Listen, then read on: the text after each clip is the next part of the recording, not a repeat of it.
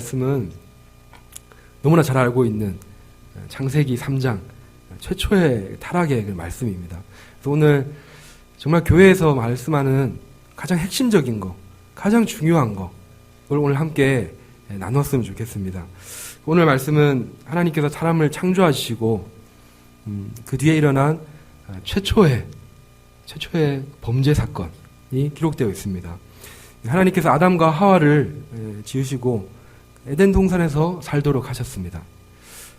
그리고 그 에덴 동산에 살면서 동산에 있는 모든 나무의 열매는 네가 임의로 먹되 그 중앙에 있는 선악을 알게 하는 나무만큼 절대 먹지 마라. 먹으면 죽는다라고 경고하셨습니다.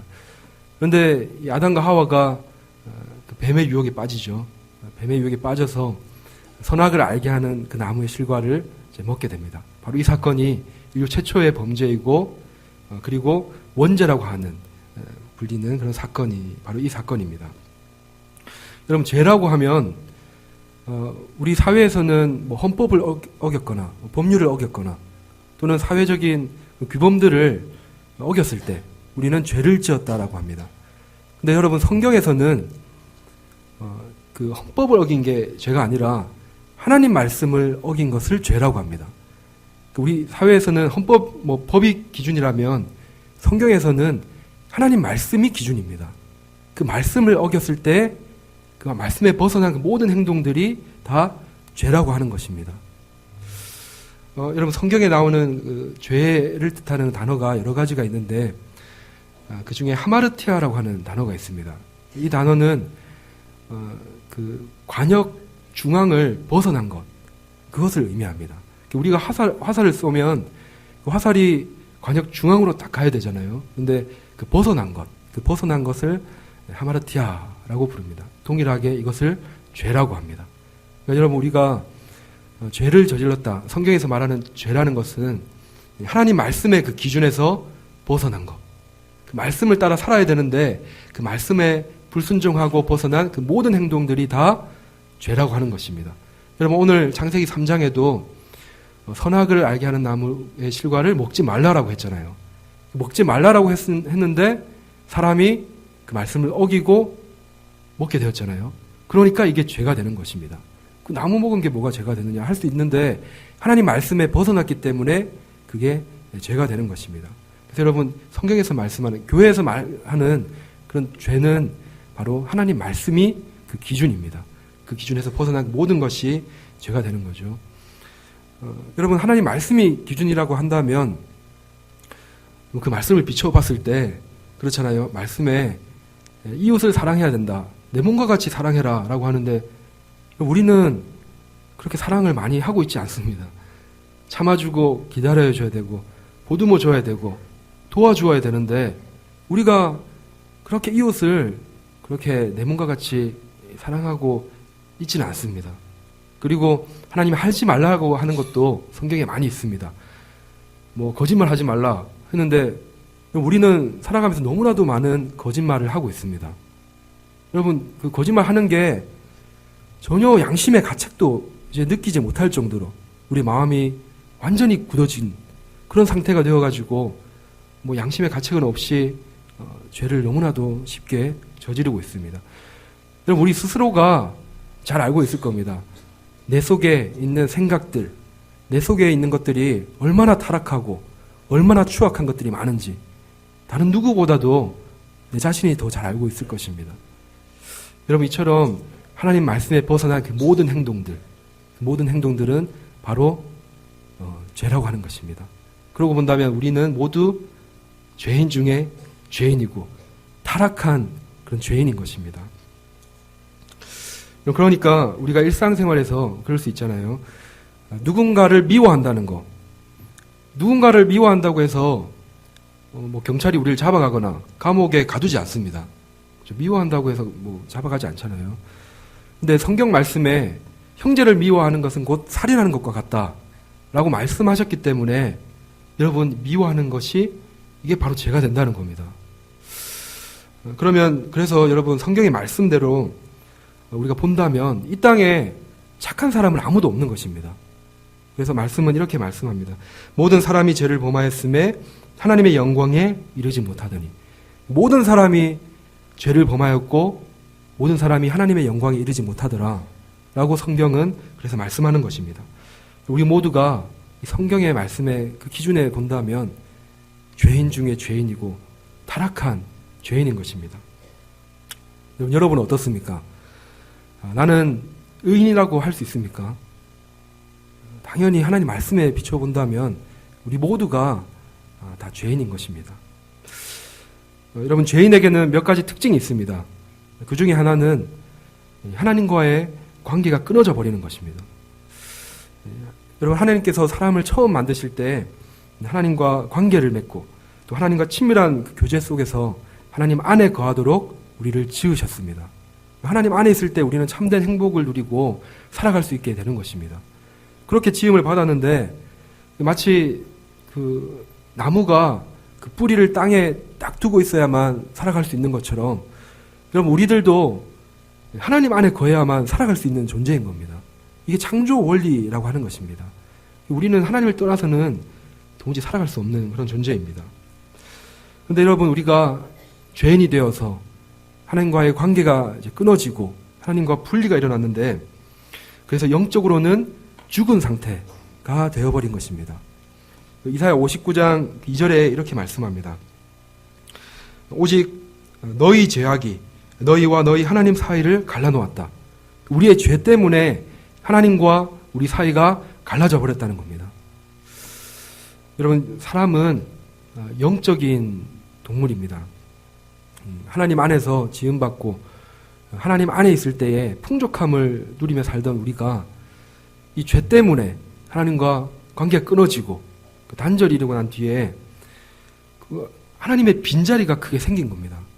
우리가 영적인 동물인데 하나님으로부터 충만하게 받던 그 모든 신령한 복들을 이 죄 때문에 하나님과 관계가 단절이 일어나고 내 마음속에는 공허함과 뭔가 모를 그 영적인 갈망함이 우리 가운데 생기게 된 것입니다. 그래서 여러분, 사람들은 이 공허함과 갈망함을 채워보려고 세상의 온갖 것들에 기대어 보기도 하고 의지를 합니다.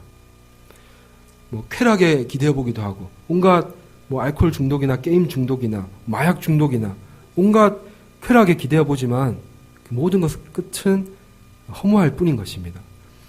돈이 많으면 좀 행복해질까라고 생각해서 돈을 버는데 수단과 방법을 가리지 않고 돈을 벌어보지만 여러분, 그 끝은 결국은 허무할 뿐인 것입니다. 여러분, 높은 자리에 앉으면 내가 다 할 수 있겠지라고 생각하지만 여러분, 올라가도 명예를 추구해봐도 그 끝은 역시 허무할 뿐인 것입니다. 여러분, 우리가 이 모든 것의 결과는 결국은 허무해질 뿐입니다. 행복해지고 갈망함이 채워지는 것이 아니라 오히려 사람은 피폐해지고 더 메말라지는 것입니다. 더 건조해지고 더 메말라지는 겁니다. 이것은 내 삶뿐만 아니라 우리의 사회도 마찬가지입니다. 이 사회가 온갖 것을 이런 하나님 떠난 모든 것을 추구하다 보면은 그냥 이 세상은 피폐해지고 건조해지고 메마른 사회가 되어버리는 것입니다. 여러분, 하나님을 떠나 있는 사람은 이처럼 공허함과 고통 속에 영원히 끝나지 않는 그 갈망함 속에 살아갈 수 없는 그런 존재입니다. 더 안타까운 것은 하나님과 관계가 단절이 일어나고 하나님과 분리가 된다면 결국은 죄의 노예가 됩니다. 죄의 노예가 되어서 죄악을 따라 살다가 그 죄악대로 심판받고 지옥에까지 가게 되는 겁니다. 그 죄악 따라 살다가 영원한 형벌에까지 따라가게 되는 것입니다. 여러분, 그런데 너무나 기쁜 소식이 있죠. 하나님은 사랑의 하나님이시라는 겁니다. 하나님께서 우리를 너무 사랑해 주셔서 이 죄의 형벌에서 구원하기를 원하십니다. 죄의 형벌로 심판받고 죽는 것이 아니라 다시 하나님과 관계가 회복되고 또 생명 가운데로 함께 친밀한 교제를 나누기를 원하십니다. 하나님이 우리를 사랑하셔서 우리를 살리시기 원하신다는 겁니다. 여러분, 그런데 그 문제가 있습니다. 우리를 살리시기 원하는데 또 한편으로는 하나님은 공의의 하나님이십니다. 공의의 하나님은 이 죄를 눈 감지 못하는 겁니다. 죄에 대한 합당한 심판을 그 형벌을 내리셔야만 되는 것입니다. 여러분, 우리들은 좀 그럴 수 있잖아요. 내가 아는 사람, 내가 사랑하는 가족들, 내가 사랑하는 가족이 있는데 그 사람이 죄를 저질렀다. 그러면 내가 못 본 척 해줄게. 내가 없던 걸로 해줄게. 이렇게 할 수 있잖아요.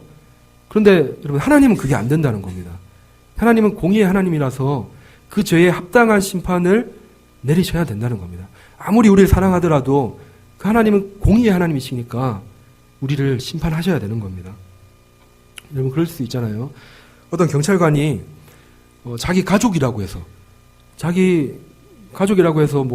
그냥 붙잡지 않고, 죄를 저질렀는데 붙잡지 않고 그냥 풀어준다면 이 얼마나 정말 공의롭지 못한 그런 경찰관이 되겠습니까? 여러분, 재판에도 마찬가지입니다. 재판에서도 그 판사가 내가 아는 사람이라고 해서, 내 가족이라고 해서 그 죄인을 그 무죄를 판결한다. 얼마나 공의롭지 못한 그 재판관이 되겠습니까? 여러분, 하나님은 공의의 하나님이십니다. 우리를 아무리 사랑하더라도 우리의 죄는 반드시 벌하셔야 되는 겁니다. 그리고 그 죄의 싹은 사망이라고 말씀합니다. 우리는 죽어야 되는 거예요. 우리는 죄인이라서, 타락한 죄인이라서 하나님 우리 심판하시고 죽여야 되는 것입니다.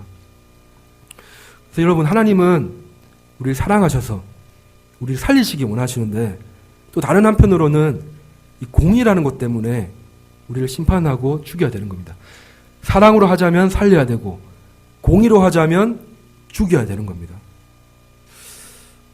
여러분, 하나님께서는 정말 이 어려운 문제, 죽여야 되나 살려야 되나, 이 어려운 문제를 바로 어떻게 해결하셨느냐? 예수 그리스도 안에서 해결하셨는 줄로 믿습니다. 우리를 구원하고 살리시기 위해서 이 땅에 예수 그리스도를 보내주셨습니다. 그리고 우리 모두의 죄를 예수님께 다 감당시키셨습니다. 여러분, 이사야 53장 5절과 6절에 이렇게 말씀합니다. 그가 찔림은 우리의 허물 때문이요, 그가 상함은 우리의 죄악 때문이라. 그가 징계를 받음으로 우리는 평화를 누리고, 그가 채찍에 맞음으로 우리는 나음을 받았도다. 우리는 다 양 같아서 그릇 행하여 각기 제 길로 갔거늘 여호와께서는 우리 모두의 죄악을 그에게 담당시키셨도다. 예수님께서 이 땅에 오셔서 내가 감당해야 되는 내 추악한 나의 죄, 그 죄의 심판을 예수님께서 다 감당하시고 나 대신 십자가에 달려 죽으신 것입니다. 알고 보니 그분은 하나님이셨고, 그 하나님이 인간이 되셔서 이 땅에 오셨습니다. 법을 만드시고 법을 집행하는 그분이 우리의 온 그 인류의 죄를 다 본인이 감당하시고 나 대신해서 십자가에 달려 죽으신 것입니다. 그러면 여러분, 이제 우리는 어떻게 해야 됩니까? 예수님께서 나 대신 죽으셨는데 이제 우리는 어떻게 해야 됩니까? 여러분, 우리는 가장 먼저 회개해야 됩니다. 여러분, 회개해야 됩니다. 하나님, 나는 죄인입니다. 이 죄의 문제는 내 힘으로는 도무지 해결할 수 없습니다. 하나님, 내가 그동안 하나님을 떠나서 하나님 없이 내가 하고 싶은 대로 그렇게 살다가 갈망함으로, 불안함으로 그렇게 살아왔습니다. 하나님, 이 죄의 문제는 내 힘으로 해결할 수 없습니다. 하나님, 나를 용서해 주세요. 하나님, 나를 용서해 주세요. 라고 이런 간절히 고백하고 회개하셔야만 됩니다. 요한일서 1장 9절에 이렇게 말씀합니다. 만일 우리가 우리 죄를 자백하면 그는 미쁘시고 의로우사 우리 죄를 사하시며 우리를 모든 불의에서 깨끗하게 하실 것이요. 우리가 자백해야 됩니다. 여러분, 우리가 입술로 나의 죄를 고백하셔야 됩니다. 나는 죄인입니다. 나는 죄인 중에 타락한, 심판받아야 될 그런 죄인입니다. 이 죄의 문제는 내 힘으로 해결할 수 없습니다. 예수님, 나를 용서해 주세요. 여러분, 회개하셔야만 됩니다. 회개하셔야만 여러분 구원받을 수 있습니다.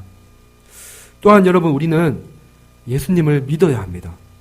여러분, 이 믿는다는 것은 내가 지식적으로만 알고 있다고 해서 그게 참된 믿음이 아닙니다. 여러분, 그렇잖아요. 우리 불신자 중에서도 여러분, 예수님 잘 알고 있는 사람들 너무나 많이 있습니다. 오히려 예수님에 대해서 책을 쓰는 불신자들도 있습니다. 또 심지어는 사단도 하나님을 잘 알고 있고 예수님을 잘 알고 있습니다. 근데 사단이 구원받지 못하잖아요. 우리의 믿음이 단지 알고 있다고 해서, 단지 내가 기계적으로 교회 나와서 예배 드린다고 해서 당신의 종교는 무엇입니까? 라는 그 질문에 나는 기독교인입니다. 라고 그걸 쓴다고 해서 그걸로 참된 믿음이 되지 않는다는 겁니다. 여러분 또 어떤 믿음이 있냐면 내가 필요할 때만 하나님 찾는 그런 믿음이 있습니다. 내가 어려운 문제 생기면 예수님께 나와서 그 문제 해결되면 그냥 세상이 좋아서 떠나버리는 사람. 세상 반, 하나님 반, 반반 걸치고 있는 그런 믿음으로는 좀 안타깝지만 구원을 받지 못합니다. 또 어떤 게 필요하냐면 여러분 우리가 예수님을 주인으로 모셔드려야 됩니다. 주인으로 모셔드린다는 것은 예수님의 그 말씀에 순종하며 산다는 겁니다. 여러분 우리가 예수님을 떠나 있는 사람은 육신을 따라 살아갑니다. 이걸 죄의 종이라고 합니다. 죄를 따라 살고 있기 때문에 죄의 종이라고 합니다. 우리가 무엇을 따라 사느냐에 따라서 우리가 판단되는 겁니다. 그런데 여러분 우리가 만약에 예수님을 따라 산다. 예수님을 따라 살면 우리는 죄의 종이 아니라 의의 종이 되는 것입니다. 여러분 우리는 예수님을 나의 주인으로 모셔드리고 그분의 말씀에만 순종하며 살아야 됩니다. 그러니까 여러분 우리가 어떤 믿음이 있어야 되냐? 회개하고 예수님을 나의 주인으로 모셔드리는 그런 참된 믿음이 우리에게 있어야만 우리가 구원을 받게 되는 것입니다. 세상에서 여러분 그런 이야기 많이 들으시죠? 착한 일 해야 천국 간다. 착한 일 해야 구원 받는다. 여러분 착한 일 해야 천국 간다고 생각하신다면 이건 큰 착각입니다. 왜냐하면 착한 일 한다고 해서 우리의 죄가 없어지는 게 아닙니다. 결국은 우리 죄 때문에 심판받잖아요. 근데 착한 일 한다고 해서 그 죄가 없어지는 게 아닙니다. 어떤 살인한 사람이, 살인자가 자기 집에 가가지고 양심의 가책을 느끼고 어려운 사람들 많이 돕고 착한 일 한다고 해서 나중에 재판관이 그 사람 풀어주지 않잖아요.